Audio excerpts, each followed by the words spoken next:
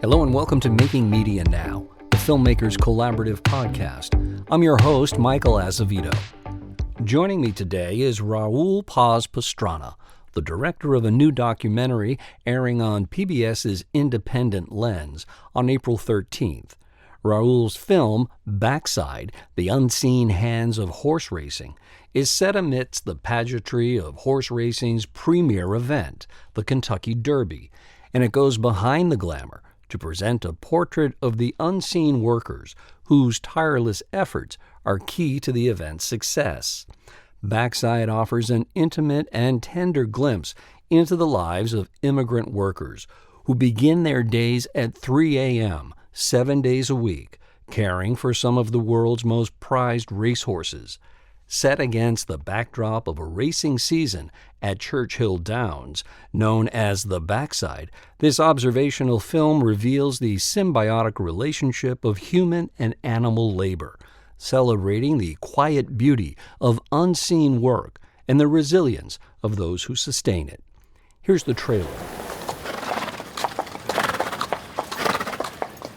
The way it works, if you own a horse, you hire a trainer, and then the owner pays the trainer a daily rate to take care of the horse, and then out of that, the trainer pays his help. And I know you understand what I'm saying. I know you do.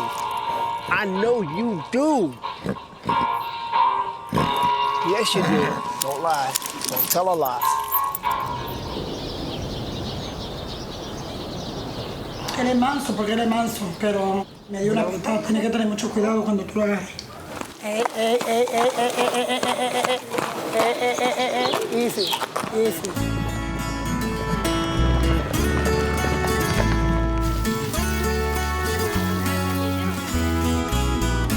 I want this horse to know me like I know him. He's bigger, he's stronger, he can hurt me, but they have a connection with me. Para mí no son caballos, son mis compañeros. Los trabajadores que no pueden descansar, que trabajan día y noche, no paran de laborar. Raúl Paz-Pastrana is a Mexican immigrant filmmaker whose work explores themes of belonging, alienation, and home. He joined me from Denver, Colorado. Making Media Now is sponsored by Filmmakers Collaborative, a nonprofit organization dedicated to supporting media makers from across the creative spectrum. From providing fiscal sponsorship to presenting an array of informative and educational programs, Filmmakers Collaborative supports creatives at every step in their journey. To learn more, visit filmmakerscollab.org. And if you're enjoying this podcast, which is now also available on YouTube, give it a like, a share, and a follow. Now on to my conversation with Raúl Paz-Pastrana. Raúl Paz-Pastrana, welcome to Making Media Now. Thank you. Thank you for inviting me, Michael. Sure thing. We are here to talk about your film called Backside, The Unseen Hands of Horse Racing, which will premiere on PBS as part of the Independent Lens series on the 13th of April. I really enjoyed your film, and we can get into this in much greater detail as we chat, but I will tell you, it sort of took me by surprise. The tone that you took, I was prepared for one thing, and it went another way, and I'm being purposely vague right now, but we can get into that as we chat. But just to begin, give our listeners a sense of what is meant by the backside of a horse racing facility. Yeah, so the backside is a term for the racetracks specifically. And you have the front side where you have the people that are going to go bet and look at the races, and where everything happens that you see on television or listen in the radio. And then you have the backside, which is where the workers and the horses spend most of the time throughout the year. So the backside is the part where the workers and the horses are. So the analogy could almost be like it's backstage to the stage that's facing the audience, say in a Broadway play, or it's back in the locker room for athletes as opposed to what's happening on the field. And if we were to spend time in the backside, as you did, Tell me about the range of workers that we would be meeting there. Yeah, yeah. So your analogy is good. The only thing I will add is that it will be that if you were to live there and spend day and go there every day year round. Good point. So Excellent point. other than And that, start your I would day at 3 a.m.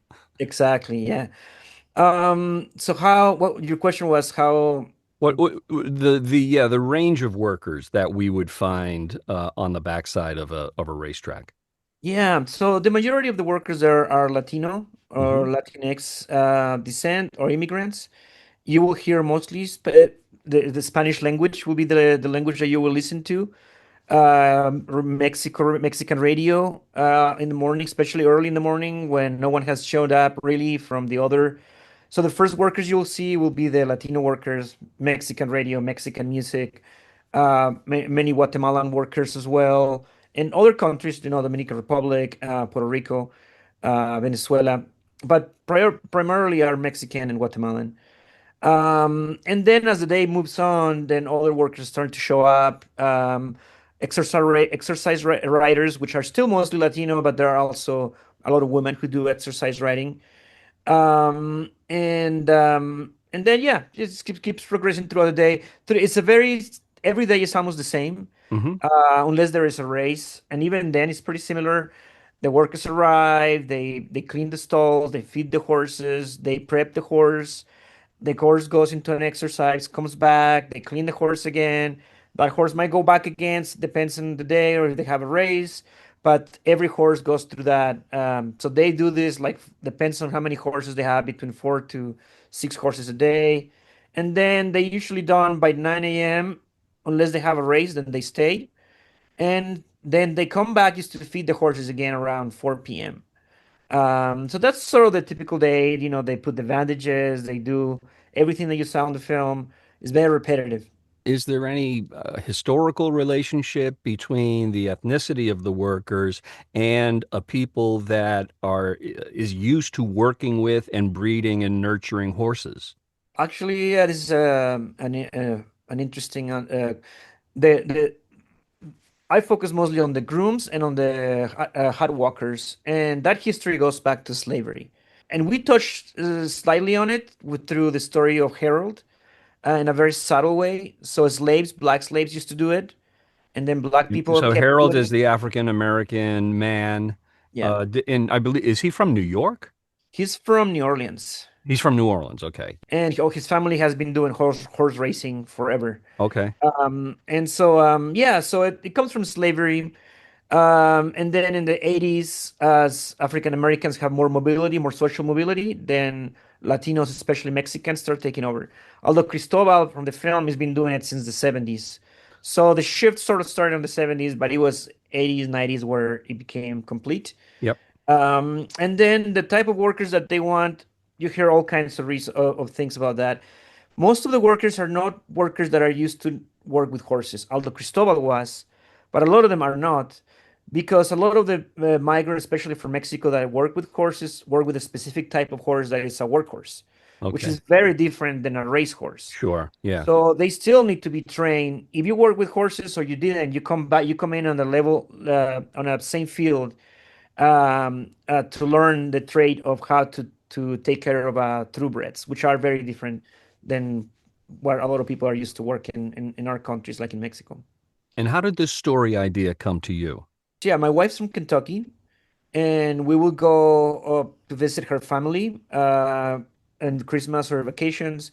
And horse country is from Lexington and Louisville, Okay. and we will drive there and look at the beautiful horses. And one day, my wife Emily, she's like, "Look who's around the horses," and it was Latino workers. And ever since then, since that day, I could every time I look at those beautiful horses, I would see the workers.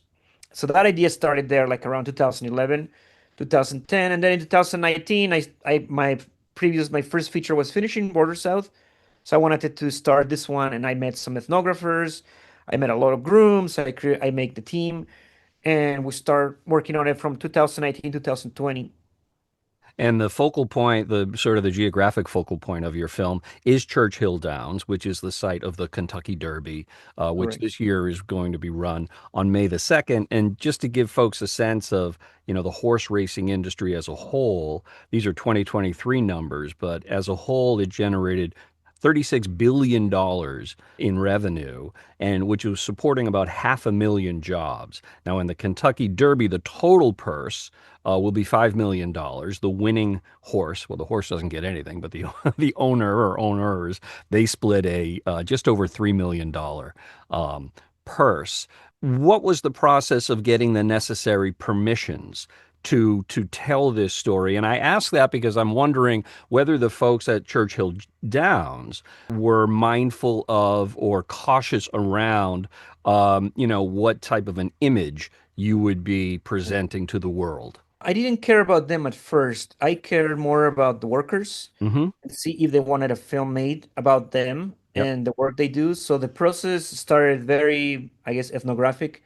I will go there with a groom that I met, Beto, he's a very knowledgeable groom, and he will introduce me to workers. So we talked to almost every worker there. And do you want a film made about your work? And everybody said yes. And then the process was then go to the trainers because the trainers are the ones who lease the place, the stalls on the back. Okay. And we talked to like around, I don't know, 60 trainers. And like I would say 90% of them said yes. Okay. So then the process moved then to like, okay, there is interest of this film. So I want to, before going to the pressure, because Churchill Down is a casino, like a lot of the places that own racetracks. And so from then it became a community engagement campaign, pretty much. Not only because of Churchill Downs, but because of Kentucky itself. Even they're very supportive of films, but they are also a very close-knit community. Mm-hmm. So once we get the workers, the story that we want to make, then we start a campaign to meet people in the community, meet people in Churchill Downs. It was tough. It took a long time for them, especially because they were very worried, not so much about labor issues or immigration issues, but they were more worried about PETA. A few years Mm-hmm. back, they had someone going in and like I guess exposed a lot of things that were happening there with the horses. So that was our major takeaway. But once they saw what we were doing, once Churchill Downs saw how much community involvement we had in Kentucky, Yep. and with the trainers, once they saw that, they were like, okay, they not only gave us permission, they actually paid for the 10 screenings we did in Kentucky Oh, in wow. September. All we actually show the film Yep. in where the Kentucky Derby happens, Yep. Churchill Downs in the middle of the infield for the workers. And so yeah, so but it took a lot of caution work, build up community trust, and eventually once the ball was rolling, the Churchill Downs saw that if this film was going to damage somebody, it was going to damage a lot of people. So they probably were like, this is not that kind of film. Yeah, it's Um, interesting you say that, not that kind of film. And I mentioned it when we first started talking that, when I first sat down to watch your film, I think what I had anticipated was, okay, this is going to be a film that is going to reveal inequities between who's in the front of the track and who's, as you say in the title, on the back side of the track. And sure, those come forth, but there's something so poetic and I think really impressionistic about your film. In fact, you're about 6 minutes into the movie before you hear the first dialogue. So I was really drawn in by your choice of pace and the imagery, your immersion into the environment, particularly in the beginning, but really throughout. Can you talk a little bit about the decisions that you made, both as a director and as an editor, to set the tone of the film that underscores all the points you want to make, but does it, I would say, very subtly? yeah, so it's a beautiful place, the backside, especially in the morning, because you go there, it's night, but then you also see the sunrise and all the Mm-hmm. beautiful shadows come up at life. Yep. And the quietness of the morning, you'll hear the horses and the workers, but it's very, very quiet. It slowly builds in. So it's already the place itself. If you follow the workers, that's it's a slow pace. Yeah. So that you start with how the place make you feel. So that's how the place made me feel. And I also wanted it to look like a painting. So most of the film is shot with a wide angle lens and a tripod Okay. because that's how I felt it, like horses passing in with these beautiful colors that the sun is starting to create, that the Yes. moon creates, the light of the stalls with the background of the racetrack on the back creates a blue to a warm feeling colors. It's just beautiful. So I wanted to stay true to that slowly. That's And even captured in the way you photograph the horses themselves, because the horses, they are such majestic creatures, and there is such a variety of even color within one part of the horse compared to another part of the horse, and that a lot of the time is determined by the musculature and the curve of the musculature. And I probably project a lot of imagery onto the horses that I associate with them, but it is this feeling of sort of majesty and almost a wisdom, a quiet wisdom. And I feel like that approach that you took cinematically really captured that. yeah, I think that you got it. That was the spirit of the film. Um, and also just to let the horses and the workers tell us the story, Yep. observe them. I don't use a music score on the film. Actually, I don't use music score in most of my films. Yep. And if I do, it's very subtle. It's mostly the sounds of the place Yep. that create the atmosphere of the place. So yeah, my goal was to immerse people into this world. They will see a lot of things, but they will have the time to see them and absorb them. And if I understand the sort of the hierarchy involved, everything starts with the horse. And the horses have an owner or owners, and then the owner hires a trainer, and then the trainer hires the what we refer to as the help. And that's, as you mentioned, there's the hot walkers, there's the grooms, etc., the guys, the people that clean out the stables and so forth. Tell me about the sense of the relationships between all of those individuals that you got. And I understand it's probably difficult to generalize, but is there, say, like on behalf of the owners and the trainers, and then the trainers and the help, is there a recognition that there is a particular type of expertise necessary to help nurture, raise, and train the horses that the owners want, but also recognizes the dignity of the work that the trainer and the grooms, et cetera, are doing?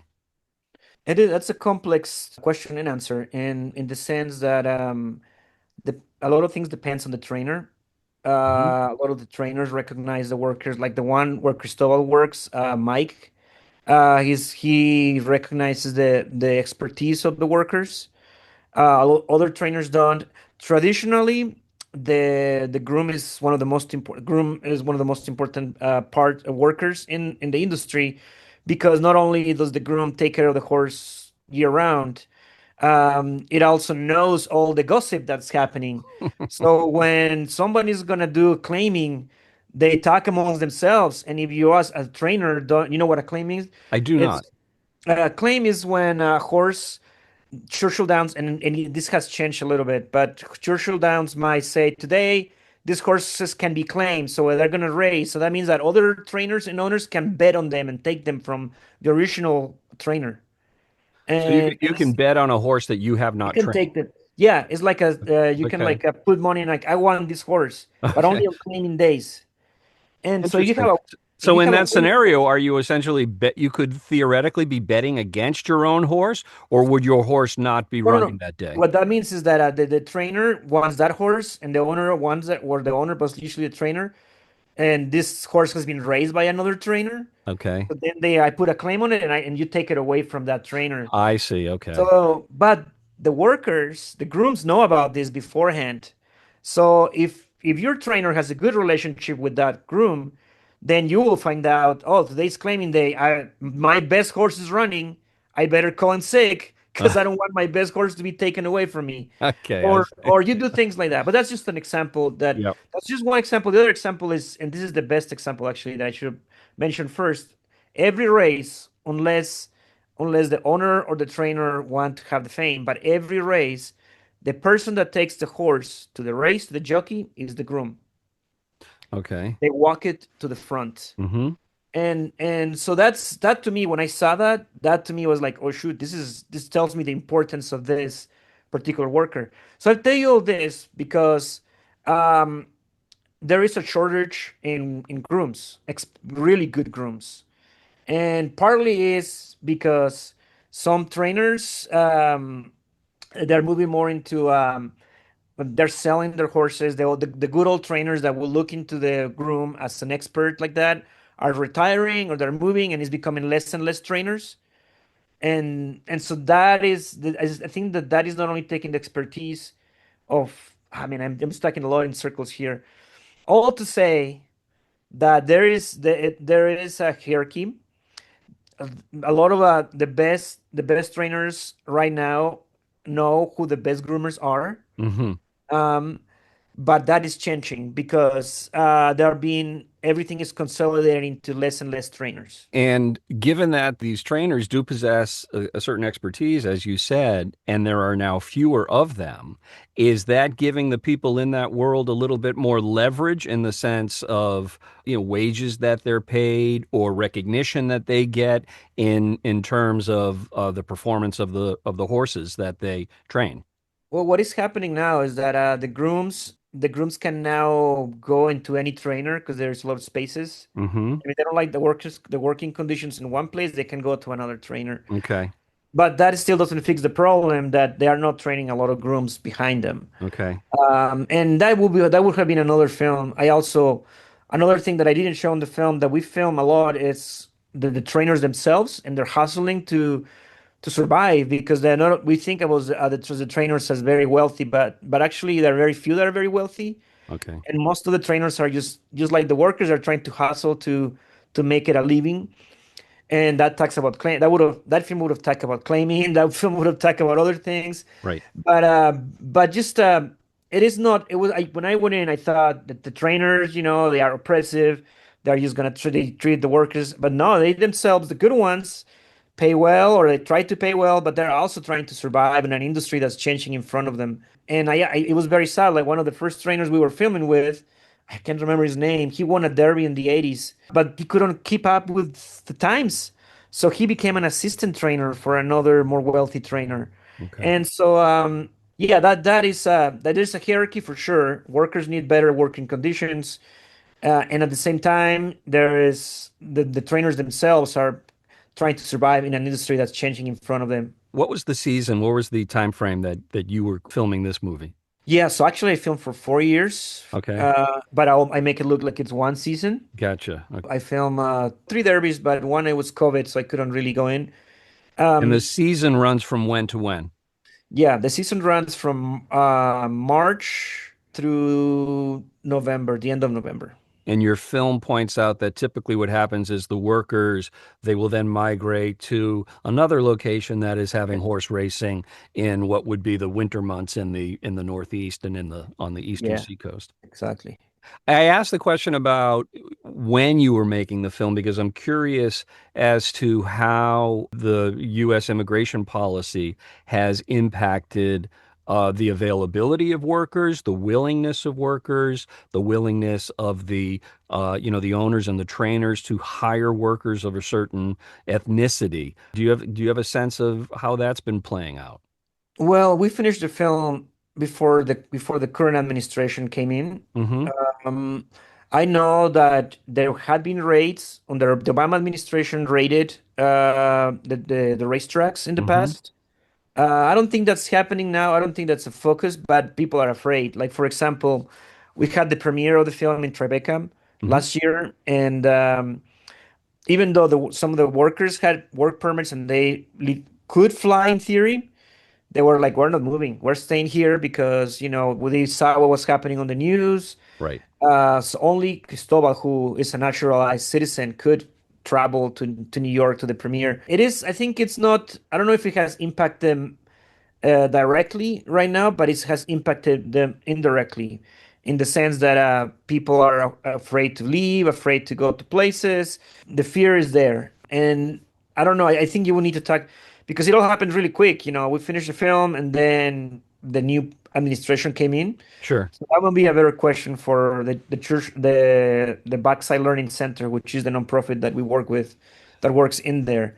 But when we were there, it was not too bad. It was not the fear of immigration was not that big. And do you We know if the workers, and again, you filmed over multiple seasons and multiple years, so I'm sure that there were various stories, worker to worker, but do you know if some of them, most of them, all of them, were working on H2B visas, like temporary work visas, or what that status was? I don't know, and I didn't ask. I Okay, sure. didn't wanted to make a film about that. Right. I know, I mean, I know outside that there's the trainers, a lot of the trainers, one of the reasons they wanted the film made is because they wanted those visas to come back. Yeah. And they saw this as showing the skill of the worker. Yeah. So some trainers did see the film in that light. But I never asked anybody what kind of documents they have. One of the most powerful sequences I think that you have in the film. I think it is Derby Day, and you see this, the procession of folks coming into Churchill Downs, and they're all very ornately dressed with the hats and so forth, and the race is going on, and then you sort of juxtapose that. In the backside with this big crew of workers and their families all around a television, and they're having their own feast. And what I took away from that was the same thing is essentially happening on both sides of the track. It's humans gathering together, really in awe and respect out of what these animals can do, the horses. The only thing that's different really is the scale. Like, how elaborate is the feast? Like, you got a Corona versus a mint julep, right? So, hats off for pulling that juxtaposition off, and just maybe, share with me where your head was at with that and what you were intending to portray. Yeah, yeah. So we did want to juxtapose, and we did film the front as well. But we wanted the film was backside, Sure. so we wanted to see how the backside experience the Derby, unless you have a horse in the Derby. And so, actually, that scene you watch the 2 minutes of glory. It's a whole 2 minute sequence from beginning to end of the Derby, and that Derby was the Derby where the 80-1 horse won that came Okay. from the back. Okay. Yeah. The Wow. 3 years, 2023. Yeah. I forgot the name of that horse. Yeah, and so I just put the camera next to the TV that they were watching, and I'm like, hopefully they don't look at me. They didn't look at me the whole thing because it was such an engaging race. Right. And so I'm like, I'm gonna stay here as long as I can. And so we have the 2 minutes of glory as how the workers saw the race, right? So yeah, that's what I was thinking. I wanted to juxtapose a little bit, but always knowing that I had to go back to where the heart of the story was, which was the workers, which the backside. Yeah, and of course, there's the workers and there's the owners and the grooms and there are the horses. And your film, you don't specifically focus on the welfare of the horse. That would be a different film. But there are references and sequences where mention is made of horses being put down. There's one individual in the film who says that, right after they're born, they're taken from their mothers because they are bred to be essentially commodities that race. So there was some decision making on your part around that, correct? Around, how specifically to focus on the horses or not. The horse and I was more oriented in the workers. So the two producers that work with me, one actually is an ethnographer at Brandeis University in Massachusetts who we're going to show the film there. Her job, her main, what she does is human and animal relations. And Interesting. then the other producer has actually worked with horses doing horse tours. So, and I mentioned this because we also wanted the horse to be an entity, to Yes. not just be an object. Yep. And the only way to show that was with the relationship to the other animal that they spend the most time, which is the groom. And I call them animal because we are animals. Human beings are animals. So Indeed we are. the horse is it's a social animal, but not on the racetrack. It's just by itself, and its only friend for 3 5 years is the groom. So that relationship was important for us to show, how they talk to each other, how they calm down, how the groom comes down the horse, and how at a point, they become friends. Like I feel the same guy you mentioned, Cristobal, he also on the dinner scene, they're like, why do you give him candy? Because I see them more as my Yeah, colleagues. right.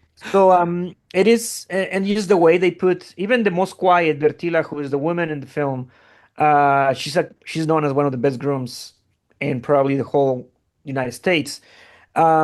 She on her first scene is putting some bandages, and then I just show the shadow of her petting the horse. Right. And those little moments is that bond, and that's the only time that horse has that bond with the worker. And if the groom is good, he gives that bond back, because a lot of grooms don't do that, but the grooms we film did.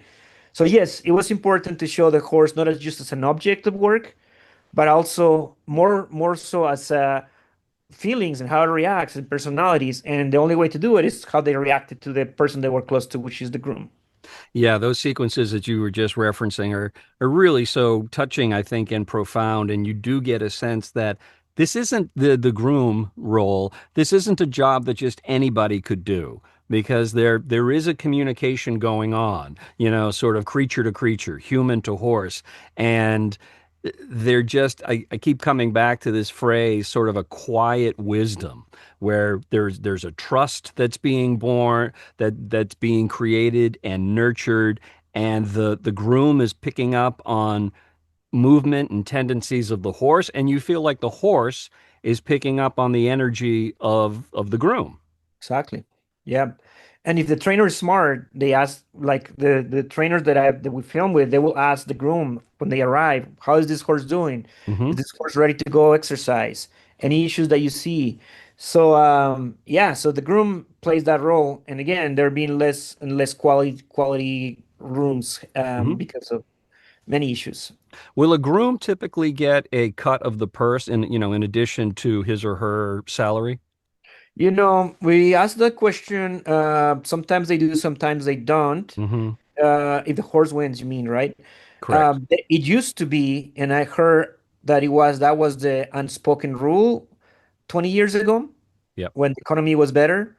If a horse will win, but now it just depends on how much it was won and the trainer and the economy of the trainer.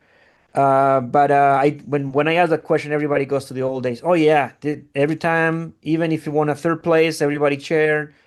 And now it seems like it's more ambiguous when that Yeah. happens. Yeah, it's funny when you look at that sort of hierarchy of individuals, the aside from the money, the owner is the least consequential. I was thinking it's like, if you were a big fan of surfing, like if someone claimed to own the wave, right? Yeah, The owner has the least impact of this whole chain, aside from the money. But of course, it's the money that fuels the sport. that's correct. Yeah, yeah. There were some trainers, some owners were there, but there are no owners on the backside. Sometimes Sure. they go there and they go say hi to the horse.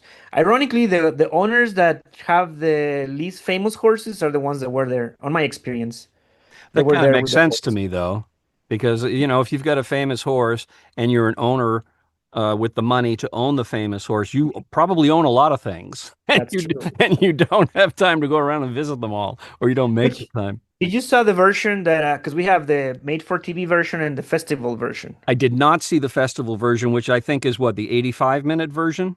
Yeah, because that one we start with the auction of the horses. Oh, okay. The Well, film oh, really? starts Okay. Yeah, I'd love to the see film that. starts with the auction of the horses, and we show the millions of dollars that they because in Lexington in Kinland, that's where they have that's where they have the sale of the most expensive horses in the world, and we filmed there several times. So the longer version starts with that, and so you get to feel how expensive these animals are Sure. and also who's buying them. So a Right. lot of the people you mentioned are there. There's people from Israel, there's people from Saudi Arabia, Japan, buying these horses.